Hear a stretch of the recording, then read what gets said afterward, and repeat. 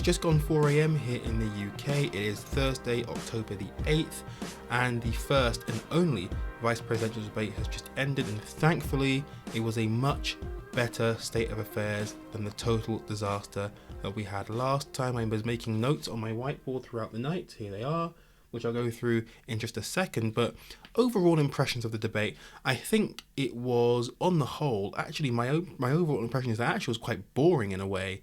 And that's probably more of a good thing that it was boring, because we didn't have the shouting and interrupting. Well, we had some interruptions, but it was, normal debate interruptions that you normally have. Mike Pence would go over his time limit. Kamala Harris did sometimes as well. But actually, just a normal, traditional, standard debate that we are used to seeing. And that was quite a relief. So yeah, it was quite boring, overall, having watched it and, thinking back on it, quite boring. But, I think both candidates did what they needed to do. There weren't any real standout moments as such. There were some very significant moments. And obviously, we have to recognise the historical importance of this debate. It's the first time we'll have had a black woman of Jamaican Indian heritage on the debate stage as a candidate for vice president. Truly, truly historic moment for Kamala Harris, and many folks in the US and all around the world will have been absolutely thrilled to see her doing her bit for Joe Biden, making a very, very strong case for him, and also, more importantly, making the case against Donald Trump. That was one of the big things that we saw from Kamala Harris, not so much defending Joe Biden, but more so going after Donald Trump, especially on the coronavirus pandemic. Of course, as I said before, making the election a referendum on Donald Trump is the key to Biden and Harris winning. Let's go through some of these notes that I made. As you can see, my messy, scribbly notes right there. What did I have? Okay, so coronavirus response. The vice president did seem quite evasive at times throughout the debate, especially on the coronavirus pandemic. I think Mike Pence really did struggle to defend the administration's record on the pandemic, especially considering he's the head of the White House coronavirus task force. And so he kept going on with the usual Trump talking points about stopping planes from China and all that stuff, which, initially is important, but once you have community spread, then it makes no difference stopping flights in February, because we're now in October and 200,000 people have died. So it's about what you've done during the pandemic in the spring and the summer that's really under scrutiny here. There was a key moment here when Kamala Harris was able to pivot really, really well.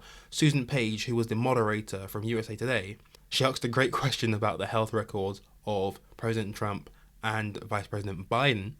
And I think it was something to do with whether they were being transparent, both candidates, whether they were being honest with the American people about their health records. And Kamala Harris did a great thing where she pivoted from Trump's health records to his tax records in just a little switch like that.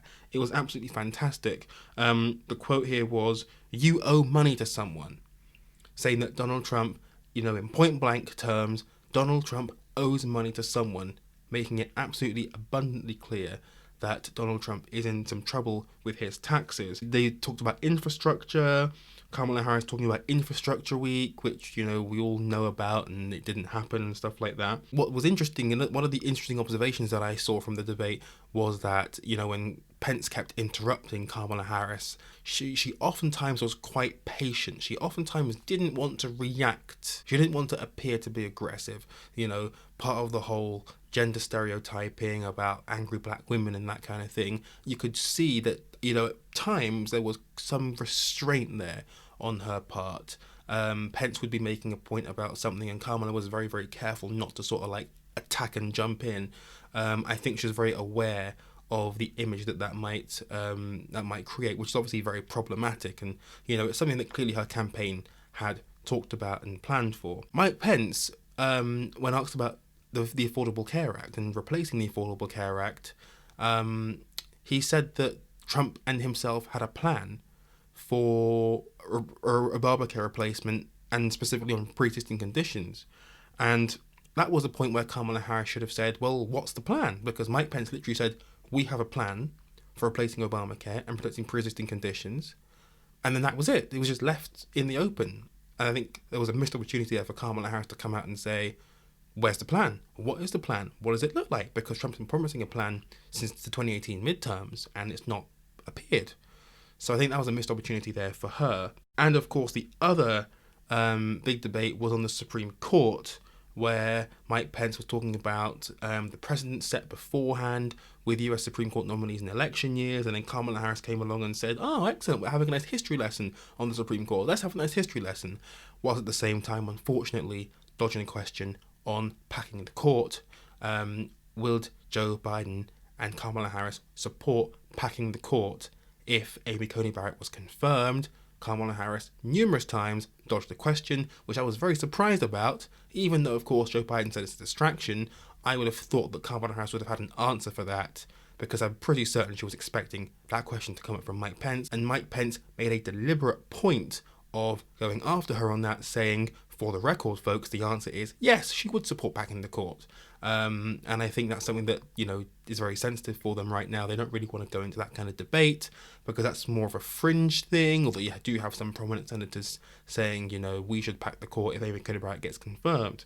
So that was that. But I think there was a bit of an own goal on Kamala Harris's part. Didn't exactly inspire confidence. On the other hand, something that was quite shocking, something that I didn't pick up on actually until after the debate when I was checking Twitter, people were talking about the fact that when Mike Pence was asked whether or not Roe v. Wade should be handed back to the states, and specifically what he would want the state of Indiana to do, his home state, if Roe v. Wade was overturned, Mike Pence didn't explicitly say if he wanted abortion to be made illegal. He didn't explicitly give an answer on that, which was quite something. I didn't realise that specific point till afterwards. It kind of washed over. But Mike Pence didn't give a firm answer on Roe v. Wade, which is quite horrifying if you're a conservative, especially because, this is one of the issues that in 2016, Trump was absolutely adamant he was saying at the time in 2015, 2016 that if I win, Roe v. Wade will be overturned. Absolutely no question. And a lot of the pundits are arguing that Mike Pence's evasion on that answer is because of the gender gap that you're now seeing in the polls. Biden has a very, very substantial lead on several polls amongst women, specifically suburban women, who of course we've spoken about on the podcast before, were crucial in sealing the Democrats' majority in the House in 2018. And now suburban women, places like Pennsylvania, places like Michigan, Arizona, they are heavily swinging towards Joe Biden. And I think that his evasion on that answer might be a nod to the fact that they need to claw back some of that support from that demographic. Mike Pence also doesn't say whether or not he and President Trump will accept the election results, and he went into a whole thing about mail-in ballots and all that nonsense, which isn't true. So overall, my impression of the debate was that I think both candidates were good. I don't think there were any spectacular moments. I don't think a candidate particularly won or lost. We're about to find out what the polls were, but I wouldn't be surprised if there was a narrow victory for one over the other. I wouldn't say a candidate won it as such. I thought they were both very competent. I thought Kamala Harris definitely played it safe in her attacks. She attacked Donald Trump quite a bit, but she didn't sort of create a firestorm or create a moment that could be spoken about over the next few days. I think what will be talked about is Mike Pence's evasion on Roe v. Wade, Kamala Harris's evasion on packing the court. Those will be the main things that I talked about, but that's not really different to what was in the cycle beforehand. So Kamala Harris, 10-point lead, 8 to 12-point lead, 8 to 16-point lead at this point in some of the national polls. NBC has Biden leading by 14 or 16 or whatever. So I think the Biden-Harris team were very, very clear that Kamala Harris should play it safe, not cause any drama, do what she has to do. Mike Pence did what he had to do, cool as a cucumber, evaded some questions, but, he showed up. He reassured conservatives that if they elect Donald Trump again, the conservative agenda will succeed. Conservative judges, Supreme Court, taxes. Pence went after Kamala Harris and Joe Biden on taxes, talking about the tax cut and the fact that Joe Biden would get rid of the tax cut. And then Kamala Harris was like, no. Joe Biden's promised that no American who earns under $400,000 would pay any more in taxes. That was a whole debate that went on. So Mike Pence playing the conservative talking points, Kamala Harris playing the Liberal talking points, climate change, Supreme Court again. I don't think either candidate necessarily won, but then again, I definitely don't think any candidate lost as such. And so I don't think that this changes the race that much at all. I think it's pretty much where we left it. And as I said at the start, I thought it was, nothing too spectacular. If anything, it was quite boring. But as I say, probably more of a good thing after what happened last week. Will there be another debate on the 15th of October? Trump says he wants to turn up. But will he be well enough? Fingers crossed he is well enough. And we'll see how that one plans out next week. But for now, I'm DK Leslie, and I will see you on the air very soon. Good night.